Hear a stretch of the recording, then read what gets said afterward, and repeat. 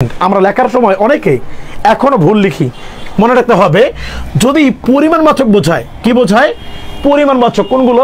19, 29, 39, 49, 59, 69 এরকম যদি কোনো পরিমাণবাচক শব্দ বোঝায়, সেক্ষেত্রে 100% তোমাকে হ্রস্ব ব্যবহার করতে হবে।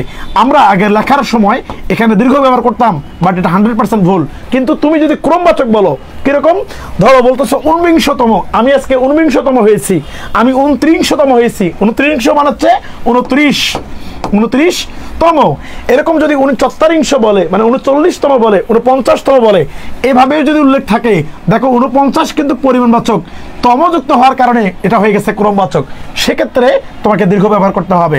ভালো করে মনে রাখবা, যদি কখনো এরকম হয়, আমি বললাম হচ্ছে 79, যখন 79 বলবো, তখন এই শব্দটা কিন্তু পরিমাণবাচক, তখন তোমাকে হ্রস্ব ব্যবহার করতে হবে। কি ব্যবহার করতে হবে? হ্রস্ব, কারণ 79 বলতেছো পরিমাণবাচক।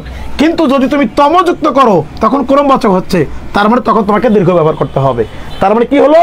যদি পরিমাণবাচক শব্দ হয় সেক্ষেত্রে হ্রস্ব, কিন্তু যদি ক্রমবাচক হয় সেক্ষেত্রে দীর্ঘ। এটা খুব বেশি গুরুত্বপূর্ণ একটা নিয়ম।